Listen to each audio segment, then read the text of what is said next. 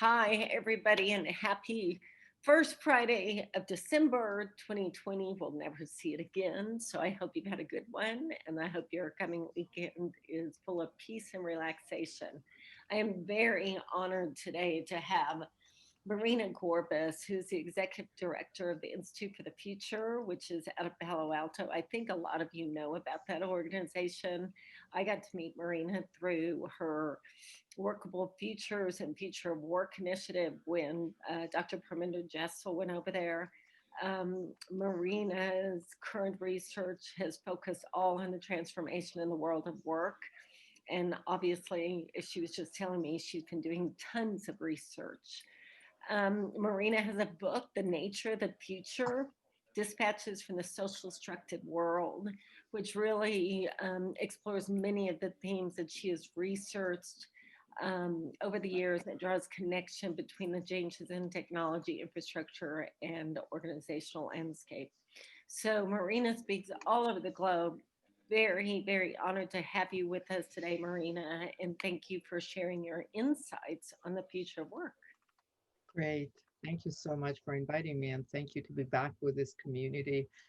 We'll look fondly on all the great events we've participated in. And so it's great to be back.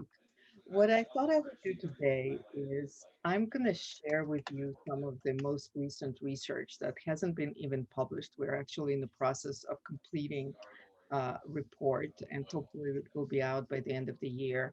This work was funded by the James Irvine Foundation, and it's specifically focused on low income workers in California, and how they're faring, what their work practices, and what does it all mean. So you're kind of getting a preview of something before it's out there in the world. Um, what we did in terms of the research process is kind of unique, and it's something that we're very proud of at IFTF. We pioneered, we call it ethnographic foresight. It's a combination of sort of two different methodologies. One is ethnographic research, where you go out and you interview people, you observe them, you look at their current patterns of work, life, and how they're doing it, just understanding people's lives and routines. And so we recruited about 60 people, all making under $15 an hour. As I said, this was about low income, low wage workers throughout California. Majority of these workers, by the way, are African Americans and Latinos, so they were overrepresented in this particular sample. So one side of it was to bring them together and have our anthropologists, ethnographers do interviews around what the work experience is like. This was done after the pandemic struck, so it was a kind of a unique moment. It went over the summer, over a period of several months, and we analyze the themes. We're looking for big themes from this work. But what's unique, so that methodology is known, doing ethnography is understanding people's patterns. But what's unique about what we do is that we bring that together with our future research. Somebody is, I'm hearing voices and Yeah, I don't. I'm sorry. I'm going to type everyone to please mute okay, because I don't know whose voice we're hearing. Sorry about that. great. Um, so as I was saying, so the unique part is that it's here and now and understanding what people are doing and how they're doing it, but it sits within the larger context. So we bring together a lot of our work on what we see as underlining trends and kind of putting these experiences in the larger perspective. Why are people doing it? What's behind it? What are these kind of larger systemic issues that are shaping what we are hearing in ethnographic interviews? So that's kind of the research and methodology. Um, I'm gonna first, so what I'm gonna do is first, I'm just gonna share you some of the themes. So once we do these interviews, we record them, we come together and analyze what are the themes that kind of um, themes that we hear from a lot of people, what are kind of the core stories that are emerging from this work. And so what I'm going to share you with you first are these core themes. And then I'm going to go into kind of the larger context, like what are we seeing? Why is this happening? Is this something that's unique? Is this something that's unique to COVID and what we're experiencing? Or is there a larger story there? And finally, some implications for workforce development and for conversations about skills and jobs and work. So I'm going to share with you some of the key themes. One of the core themes is that we see sort of fragmentation of jobs into tasks and somewhere and sometimes into hours and minutes. So we don't see people managing careers as much as we're seeing people managing income streams. And these income streams may come from very different places. It's people are sort of putting together fragments of things. It could be a part-time job. It could be a job that's full-time but doesn't pay enough. So people are engaging in various kinds of informal work, whether it's Uber driving, or TaxRabbit, or other kinds of platforms. And sometimes some people are literally just buying hours. They're selling hours. So using all these different platforms, they're sort of patching together income streams. So if you're thinking of sort of jobs and traditional careers and advancement, those concepts sort of don't exist for a lot of people when they're sort of putting together all these pieces together. And I'm going to illustrate it with some of the quotes from actual interviews. This is a 27-year-old, and she says, really, you can't survive on one job in America. Everybody, you just have to, it's an expectation that you will have multiple sources of income. And she was particularly skillful at putting together all these different income streams.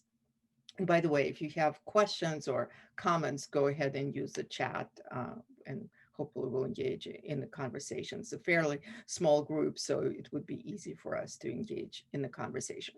So as part of that, the second theme is kind of connected, is that there's a huge competition for hours. So people are actually seeing, we think of traditional rewards or incentives in work as like greater pay, bonuses, more vacation. Actually, hours themselves, hours of work, are becoming a reward in its own right. People are competing for hours of work. So this is a great example. And there's a kind of a gamification of that going on where people are, this is from a woman who worked in a restaurant where basically they divided people up into groups, and these groups were competing with each other, how quickly they can prepare a meal. And within the group, there was a competition of who does best, and they were ranked on different criteria. But guess what? The reward was a gift card, or sometimes it was hours. People are looking at hours of work as a reward. That's a very different kind of environment. And actually, what we're finding as a result is that people are working all the time. It's no longer a 40-hour week. People are working at night. People are working on weekends, 60-hour work week or more, just because they need to generate these income streams, and the work that they're doing is just not sufficient to generate that. Now, the question is, of course, is it COVID, and are we seeing this as a result of that? And really, from the interviews and what we know, COVID, as we know, it has been a great accelerator and a revealer. There's a historian of pandemics, and he compares pandemics to dramas in four acts. Act one is progressive revelation. This is where things were suppressed or invisible. All of a sudden, they just burst out and you can't ignore them anymore. So I think what COVID has been doing is revealing a lot of these things, a lot of these patterns of work, a lot of ways that people are managing these fragmented work environment. And of course, COVID accelerated it, but it's not just about COVID. It was there before COVID.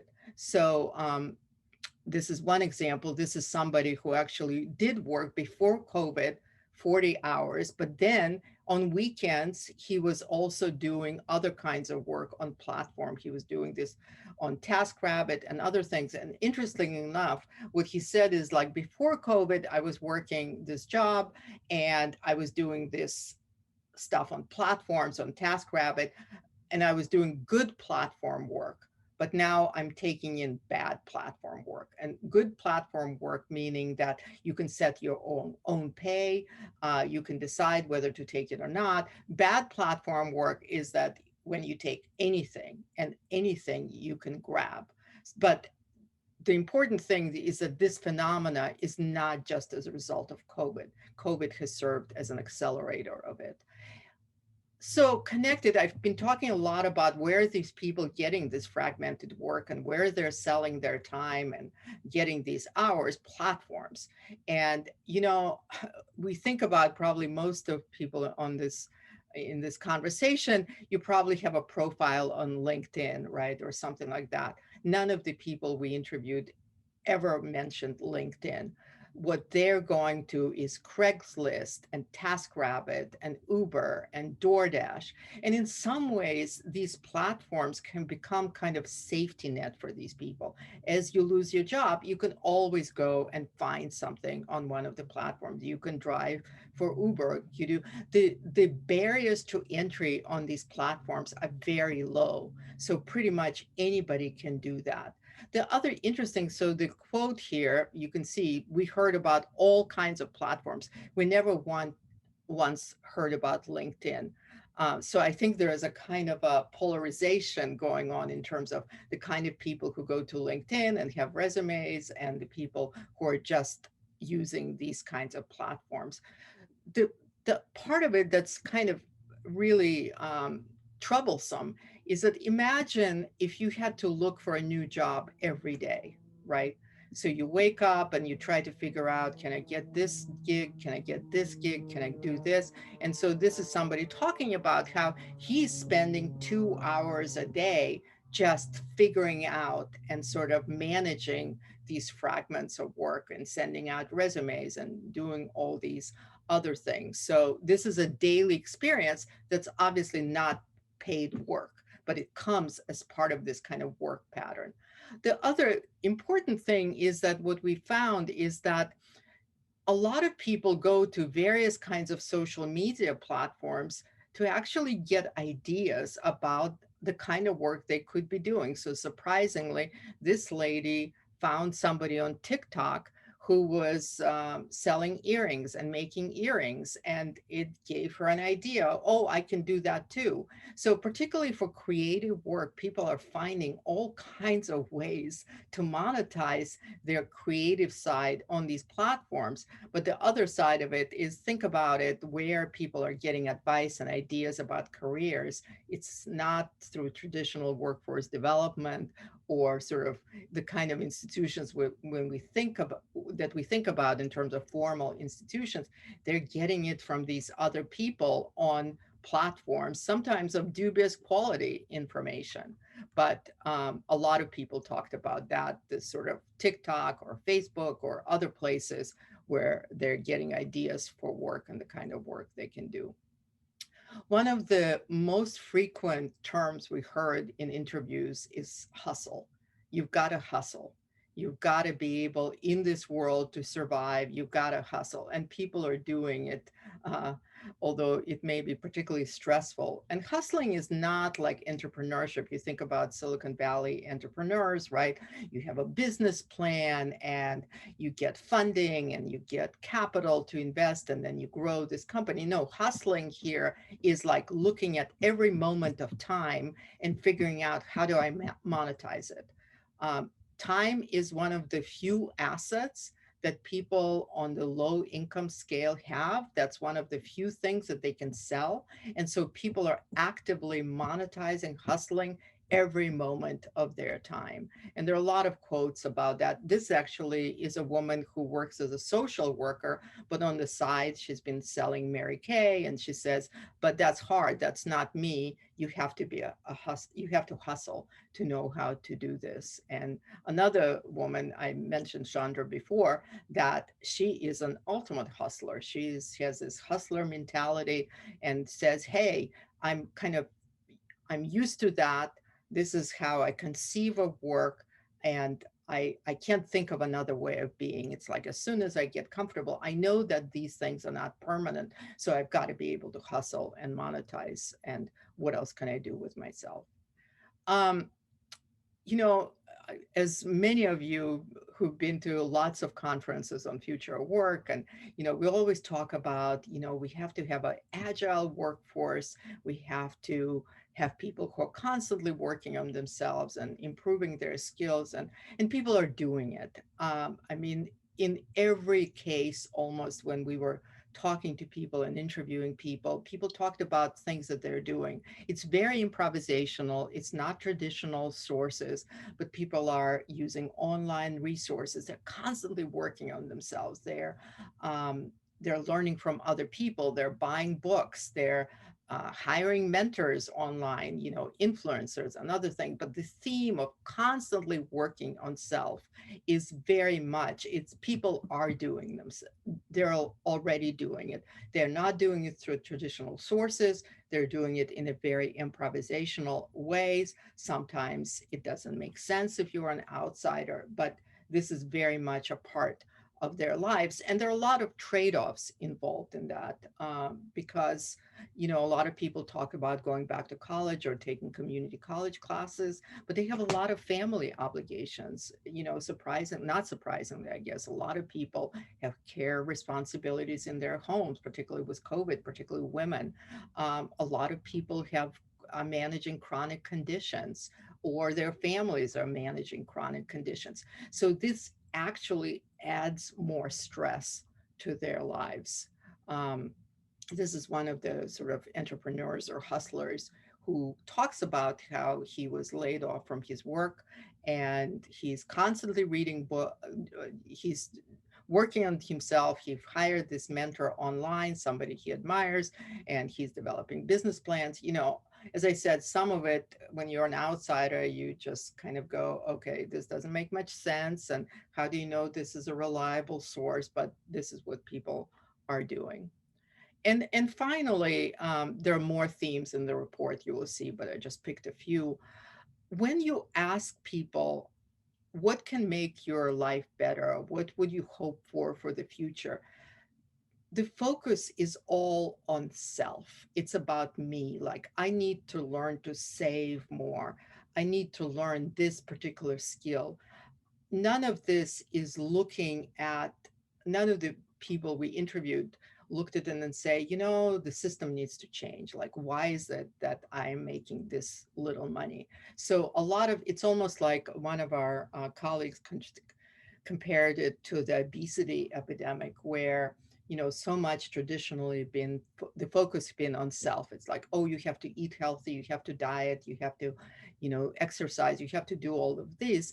And now the conversation is shifting to, hey, what is the system that creates so much obesity? Is it about our food system? Is it about our retail environment? Is it about advertising? Is it about the healthcare system? So the conversation is kind of shifting from sort of blaming individuals or looking at obesity as a personal responsibility to looking at it as a systemic issue. And I really believe that that needs to happen with what's happening with work, and a lot of other conversations about low wage work and why this is happening and who is responsible and how do we get out of it. So let me then go into kind of larger context. This is, I have to say that some of these interviews, you kind of, they were pretty distressing.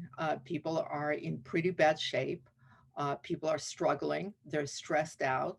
And there's a lot of management of various kinds of conditions, from mental conditions to physical chronic conditions and all of that, plus the immense stress that people are under. And as I said, this is not just about COVID. This was invisible, but it was happening. IFTF has been tracking this for almost 10 years now. And so let me give you just kind of a bigger context. Why is this happening? How do we explain this? And why we think it's not COVID, but it's likely to expand and grow. So we have this, if you've been to IFTF, we have this framework that talks about two curves. And basically it was created by one of the former presidents of the Institute, Ian Morrison. And he talks about that in any period of large transformation, we're kind of simultaneously living on two curves. The first curve is like the curves that, we've worked out how to live on this curve. We have laws, regulations, norms, all of that. But this way of doing things is kind of on the decline, right? And at the same time, there is a new way of doing things that's emerging, and that's kind of the nascent curve. And what we're seeing, and these stories are examples of that, is this whole sort of era of institutional work, the kind of where people work through large organizations or in organizations, informal ways, with all kinds of benefits and assets, um, vacations, holidays, um, healthcare benefits, and other kinds of things. That way of working is sort of on the decline. And now we have a new way of working that's emerging, that's exemplified by these people that we interviewed. It's fragmented, it's patching together, it's using platforms, it's looking at income streams, a very, very different work. Um, John, we don't have the report yet, but hope to have it out by the end of the year or early next year. So happy to share then. Um, so let's look at it in context. What has been happening? Jerry Davis, who is a professor at Michigan, he wrote this book on vanishing public corporations. And what he documents is that actually the number of public corporations, these are corporations like GM and Procter and Gamble, who are traded on the stock exchange, their number has been declining. And it's not due to mergers. There's all kinds of things that are happening. It's due to decline, it's due to shrinking, it's due to all kinds of other things. So it's not just about mergers. So you can see that the number of these corporations is now almost like third compared to 1990s. And these corporations were large sources of employment for a lot of people. GM with millions of people, Procter and Gamble and others. The other thing is that we worked out all kinds of regulatory mechanisms, hiring processes, all kinds of things that applied to these kinds of corporations. And as that sort of wave is declining, as we're seeing a number of these corporations declining, we see new companies come on board. But these companies have a very different sort of logic to them, a very different operating system of how they make money and how they're making profits. Ron Coase, who is a famous Nobel Prize economist, he in 1930s, he's asking seemingly kind of silly question is like, why do we need companies? Or why do we need organizations? Why can't we just trade with each other? And his answer was the reason you need larger organizations or corporations is because of transaction costs. So it's fine if we want to trade with each other on a small scale, I'll sell you apples and I'll get this from you. But if you want to scale that, the way to scale is you hire more people, right? You need to hire advertising, communications, R&D, all these other things. And it's more efficient to do it if you manage it all under one roof. So that's why these larger corporations grew over the last 100 years in sort of the last century. And that was their operating model, is that you grow, you increase scale while minimizing the transaction costs, right?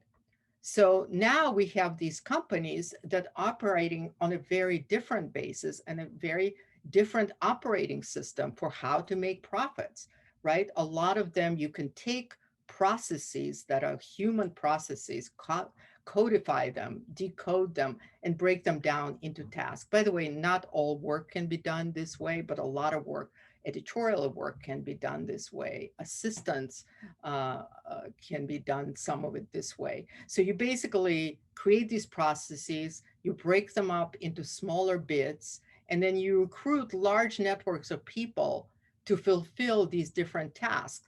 And I don't know how many of you read the New Yorker, read the issue, December issue by Nathan Heller about this kind of work, where you're basically outsourcing a lot of these tasks to the Philippines or Kenya or other places. So basically, it's not just people in the US who are you thinking of your workers, but you're thinking of people all around the world. And obviously, wages are very different. And so you efficiently can route these tasks to whoever is available. And that's how you break up the whole notion of a job into these kinds of fragments. As I said, not all work can be done this way, but a lot more work can.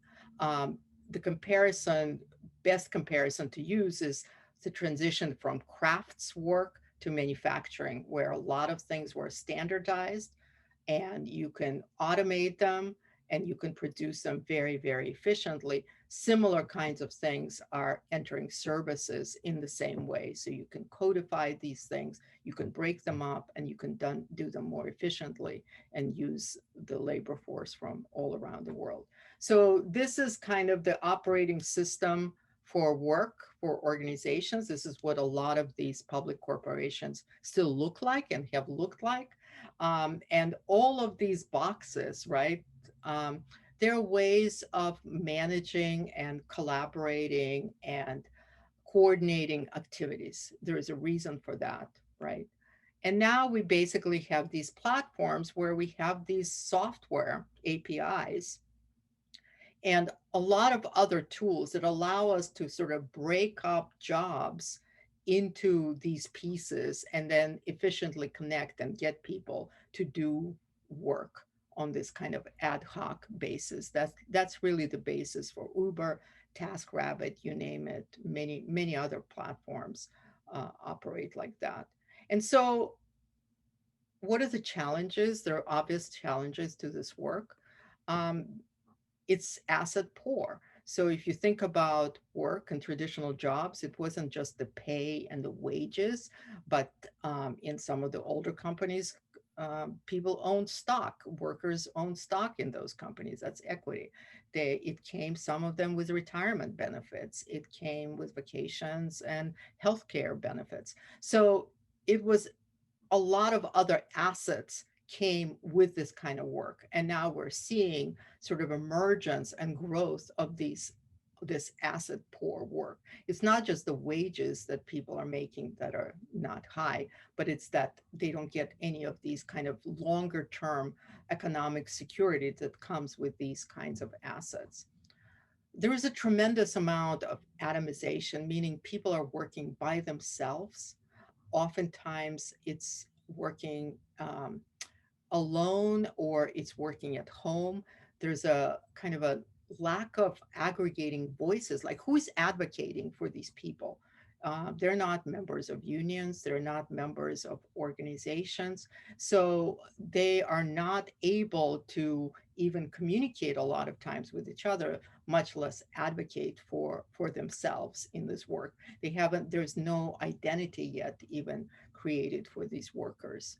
I think there are a lot of old risks that are still like misclassification and all kinds of other things that are happening. But there are a lot of sort of new risk, like in this kind of work.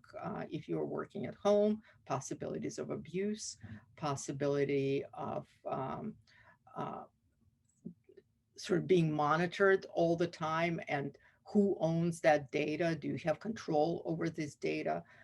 They don't have really ability to negotiate for wages. A lot of these things are set by algorithms.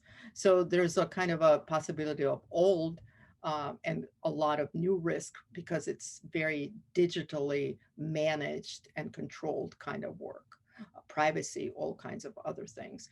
And when you work in this kind of way, obviously a little bit of here, a little bit of there how do you advance? What does advancement even look like? So when we think about career advancement, what does it look like in this world? And what we found in a lot of the interviews is that these people are, a lot of them are like jack of all trades. It's amazing the variety of skills that they bring. It's like you could be an electrician, but you also work at parties as a clown, or entertaining kids, or you're doing construction work, or you're doing truck driving. So you never have enough staying power in one place to actually being able to develop kind of depth of knowledge and depths of skills, or think about advancement in this work.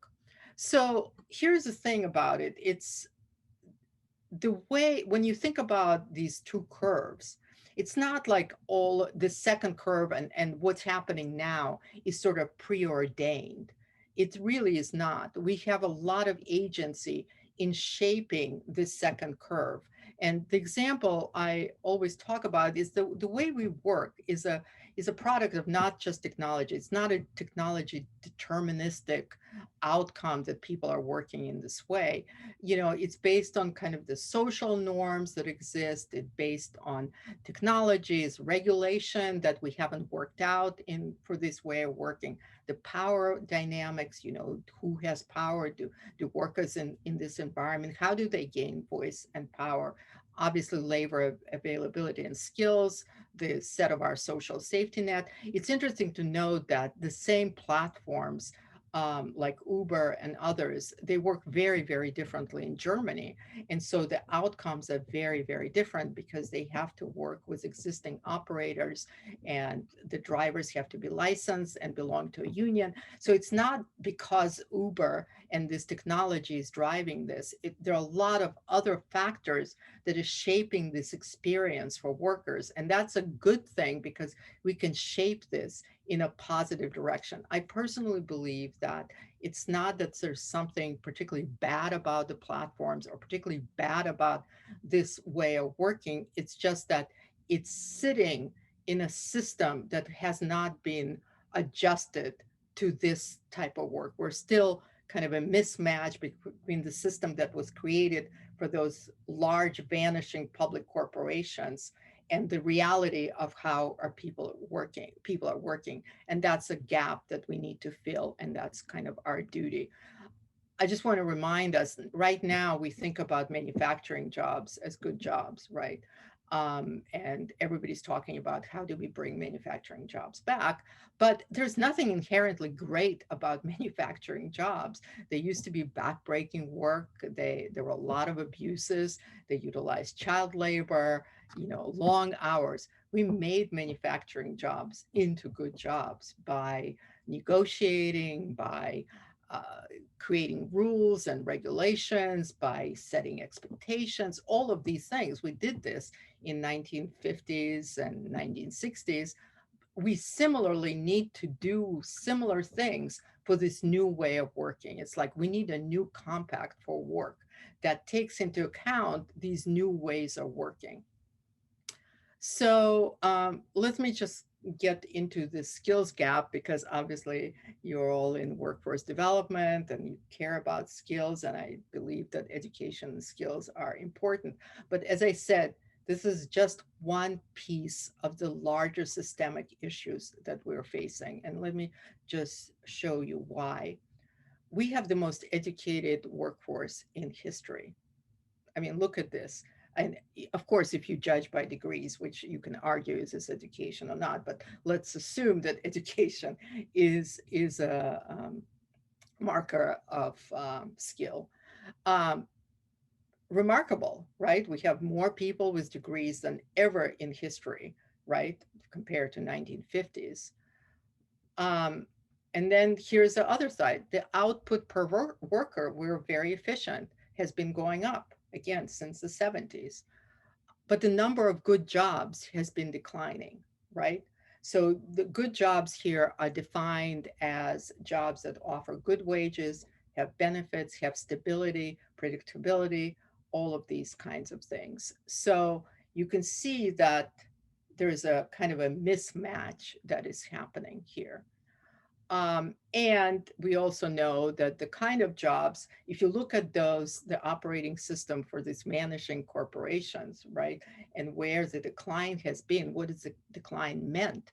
These are on both sides. On the left side, it's low skilled labor, and on the other side is high skilled labor. And you can see that what's been disappearing is these middle level jobs that are a lot of times required education. This is what's behind that disappearance of these public corporations. And so you have a tremendous amount of work that's being created on the low side, low wages work, but you also have growth in these high wage jobs at the same time. And again, to the conversation about skills and jobs mismatch, this is for California. You can see for California workforce, something like almost 40%, comparable to what's in the rest of the nation, have a bachelor's degree or more. But if you look at the workforce that's under $15 an hour, which is the workforce, the people we interviewed, almost 20% of them have some form of a higher degree. They have a, so think about it, 20% of people with associates or bachelor's degree, almost, I think it's 15% now, are working for $15 an hour. So while we're having this conversation about workforce skills, and it's very much needed, and I'm a huge believer in education overall for just life, not just for work, but there's a disconnect. There's a kind of a broken promise between um, what you can get with your education. So the challenges, what does it all mean for workforce development as a sector? I think we need to sort of level the conversation, because I do think that skills and education are really important, but that's like one side of that's the supply side. We need to fix the demand side. We need to work on creating good, decent, paying, whatever you call it, jobs or gigs or whatever, however, compensation. We need to fix that side as we're having the conversation about skills and workforce training. So, what can workforce development do in this? I do think that it's in the sector's interest to actually advocate for good work, to fix that, to shape that second curve, that non institutional work to be just like manufacturing jobs, so that they're good jobs. We can do that. And part of it is, of course, we need to create a social contract for workers that takes into account this new way of working, and recognizing that we're probably not going to go back to the age where these types of large public corporations supplied so much of the so many jobs for everybody, good jobs for everybody. I mean, unless you think that that's possible, I don't think that's possible. We need to shape that curve to create good jobs, good paying jobs for people who work in different ways. Um, I do believe, and this was one of the kind of gaps that we saw in our interviews, we need to actually expand the scope of training. So much of the training is about actual work skills, but I think worker training should also involve, since there is a kind of a vacuum here, education about worker rights, education about agency, education about platforms and what to trust on the platforms and what not to. How do you calculate how much money you're making on the platform? What are your expenses? There's like education about how these algorithms work. There's a whole area in which it's kind of a black box for people. They don't know how it works. Like, why am I paid this and not this? How does this algorithm decide this? Training around data, and what data do you give up when you work on these platforms? How do you know what data they're collecting about you, and how secure are you in that? I believe, as I said, there was hardly anybody that we interviewed who was looking at LinkedIn, but there are all these other platforms that increasingly are becoming places where people are learning about crafts and skills. And so I believe that somehow the workforce development community needs to recognize and meet people on those platforms and make them part of their repertoire of how you talk to people. How do you access people? Craigslist was like number one. Everybody was using Craigslist to find work um, in some way.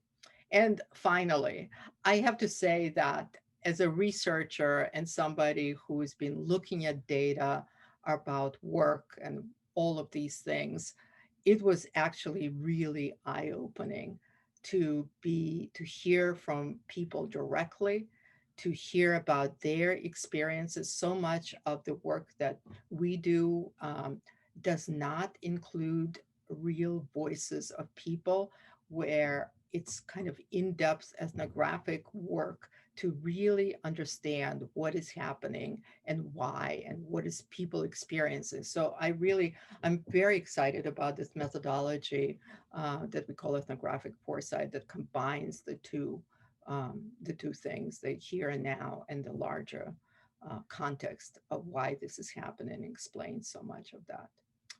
So I'm happy to take questions or hear your feedback or anything else. Yeah, we have quite a few questions, Marina. That's just so fascinating and interesting. So thank you.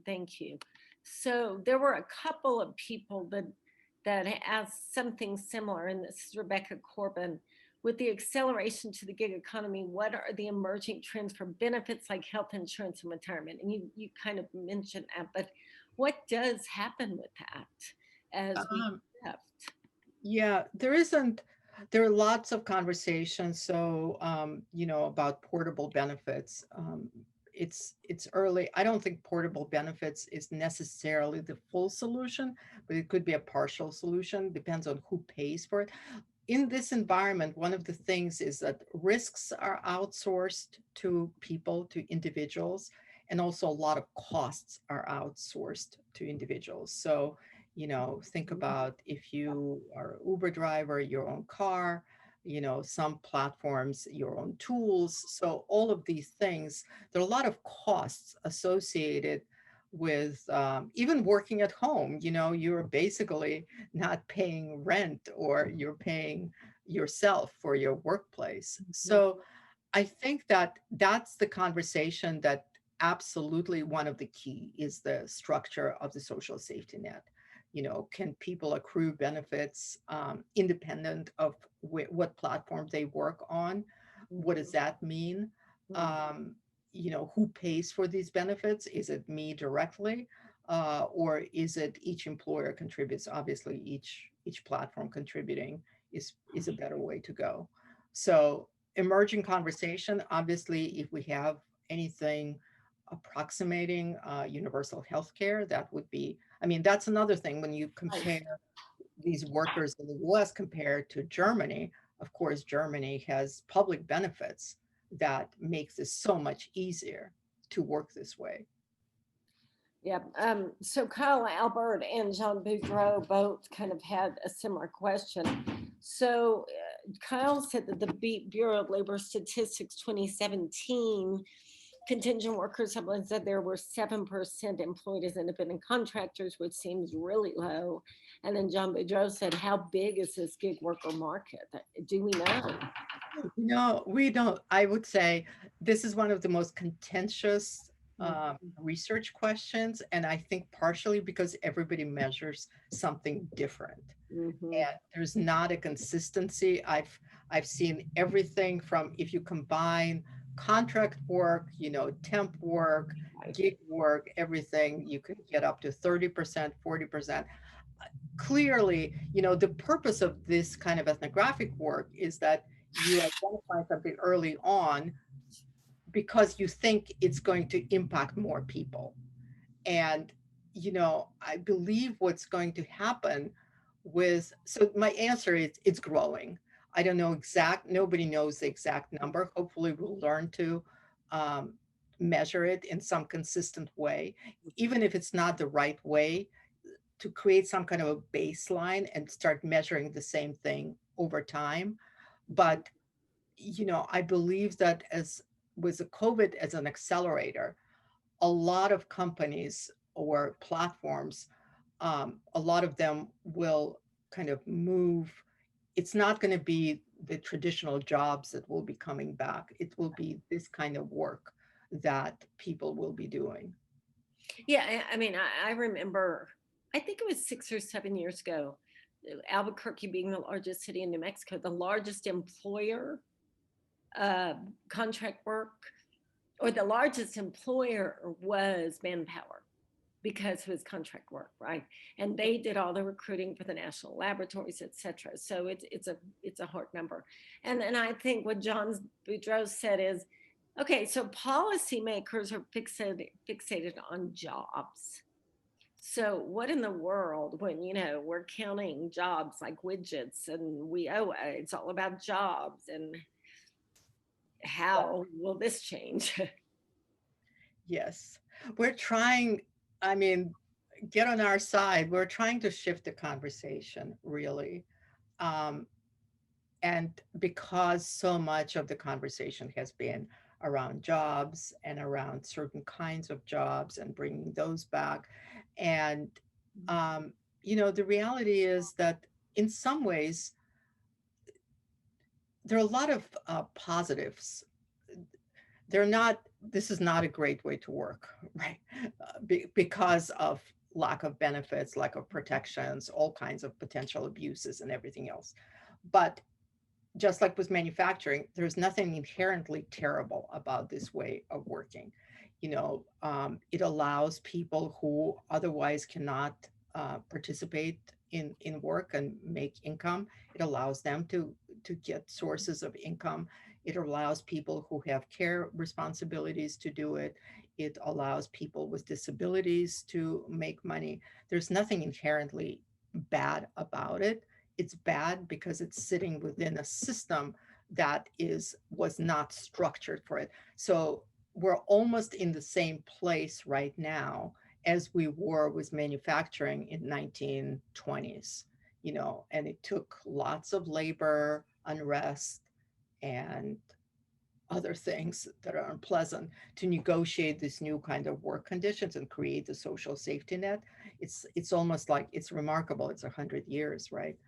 So much is being repeated in this phase, and I think we should get ahead of it and recognize that there's nothing inherently bad about it. We can shape it to be a good thing. Right, and from Samantha Single, did you learn anything about what role employees want their employer to play in self-improvement goals?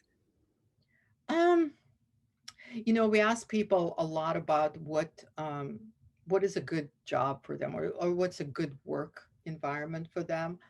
Um, and one thing we heard is it's all about relationships, which was surprising. That's another thing that's not in a lot of data when people ask surveys, what's a good job? It's all mostly about pay, benefits, but really social, like being recognized and having dignity. Probably John wouldn't be surprised with that, but it's very much about it's relational, like being part of the family, belonging, being recognized, all of that.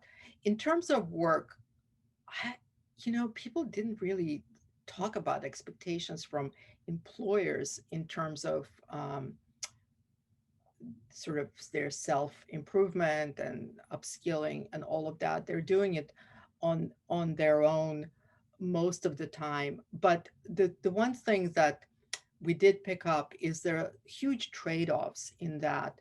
So somebody we interviewed, he talked about how he's actually a good sculptor and he was doing delivery for a dental office and realized that he saw what people were doing. He said, hey, I'm probably going to be good at, I can be really good at that. Can I be trained in that?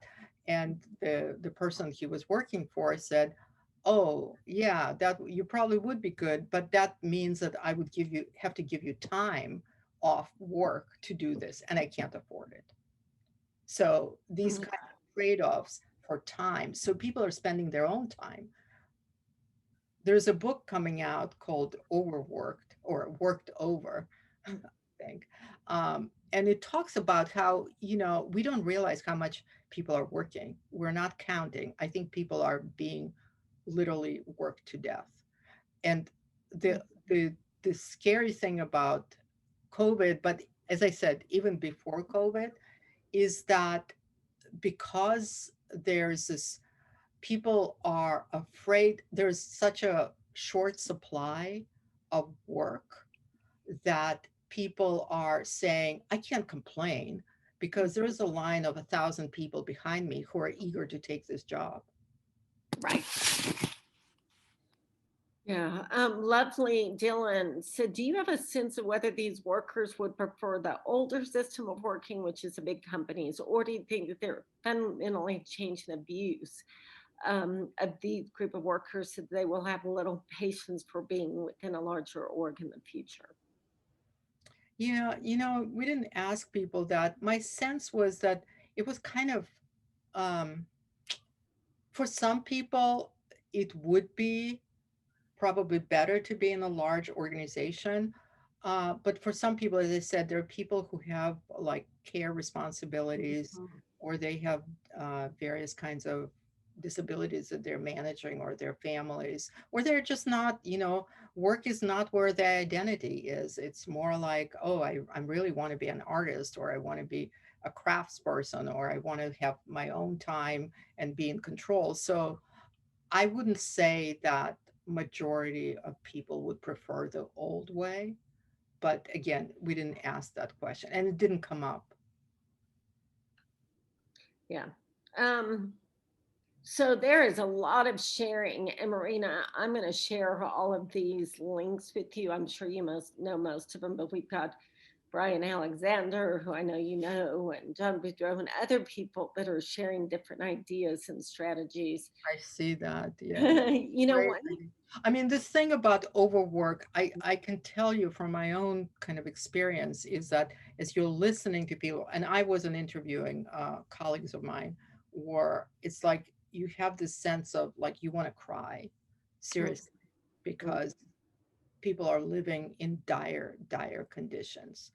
yeah. And they are showing a tremendous amount of resiliency and resilience and um, hustle and entrepreneurship. There are huge assets that are being wasted, I think. These people are amazing. um, Okay, so this goes back to my personal interest, and everybody knows what that is. Why are they being overlooked? What is it, because they don't have the 4 year degree? Is it what is the reason that so many people are being overlooked?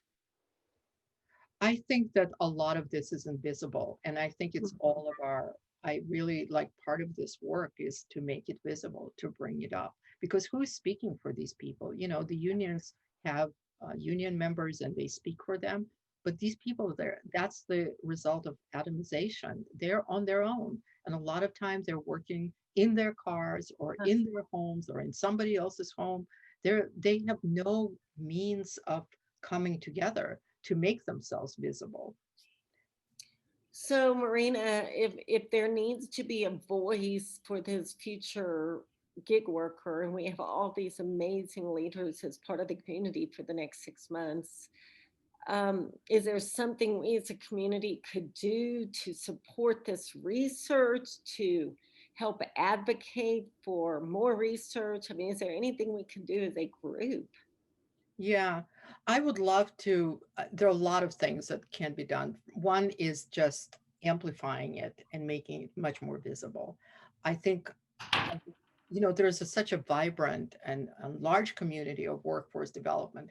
It has been really focused on skills and education, and it would make a huge difference if you as a community broaden this conversation to talk about the larger systemic issues in which I think it helps the community itself, because clearly the need for skills and education is there, but it just kind of amplifies it, because otherwise, I can be showing data like this and others can be. It's like, yeah, we have the highest educated workforce, we have all of that, but if you don't fix the other side of the equation, Mhm.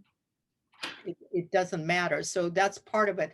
I think I would love to do more work and really think with groups about what can be done. You know, there's That's certain what I'm things. thinking. I'm thinking. So, John Pedro, I'm going to put you on the spot to help me think through what we may be able to do, since you put it out there that the closet community has so many experts within it.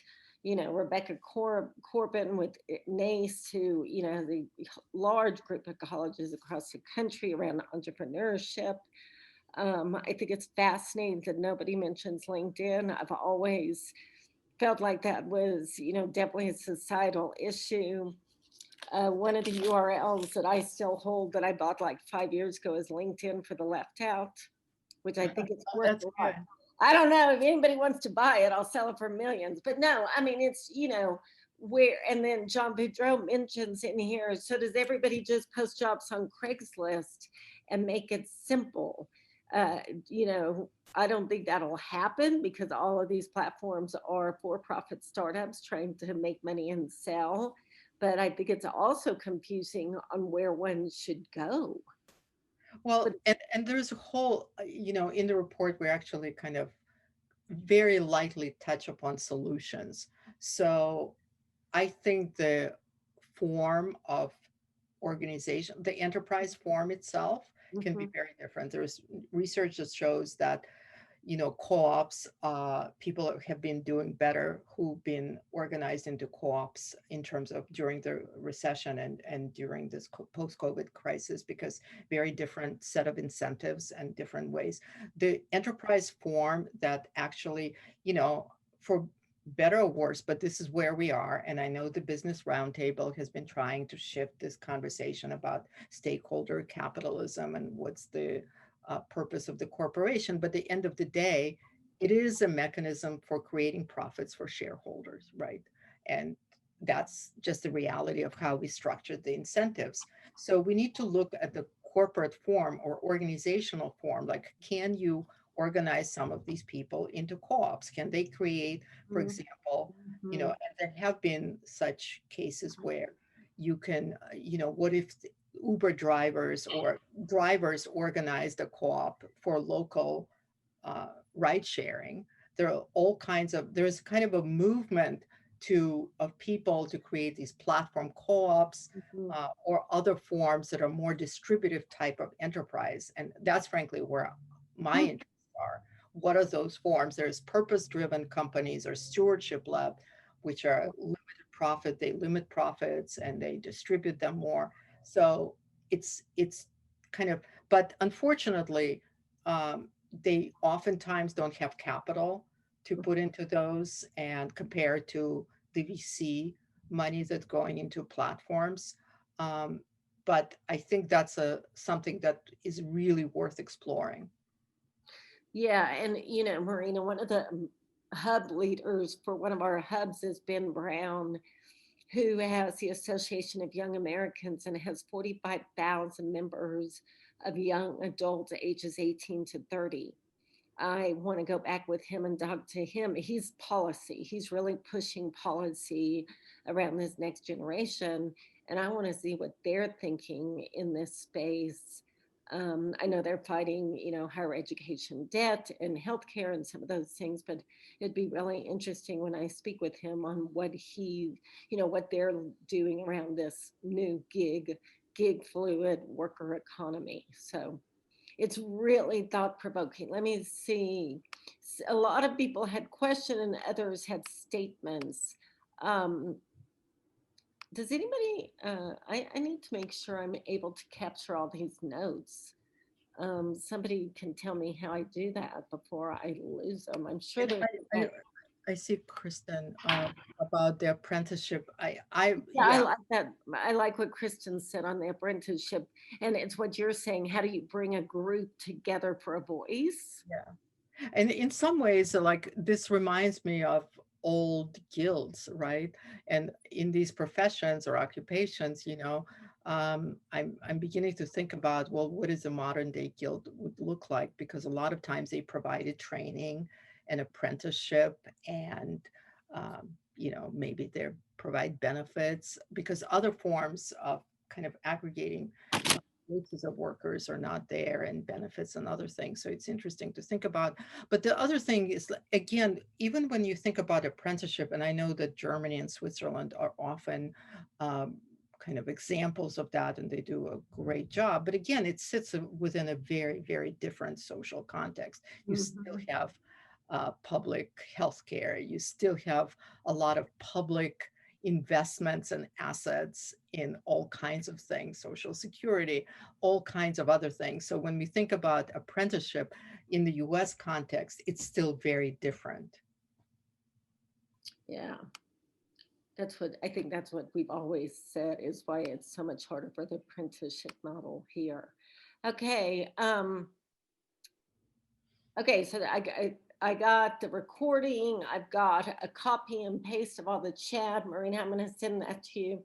You've definitely been by far our most interactive chat.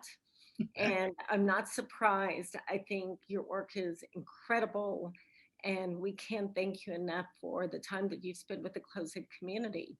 I'll share this recording with you and your team, Marina, so you can do what do what you need to do. And Kristen Wolf, why are we so unimaginative about what we do collectively? Good. Yeah, I really would love to continue this and really focus on what is it that we can do. Yeah, I will come back to you, Marina. I've always respected the work of IFTF, and I think we would love to do something together. So let us. And I'm sorry, when did you say that report will be We're published? literally like it's in production and editing right now. So Good, definitely by the beginning of the year. great.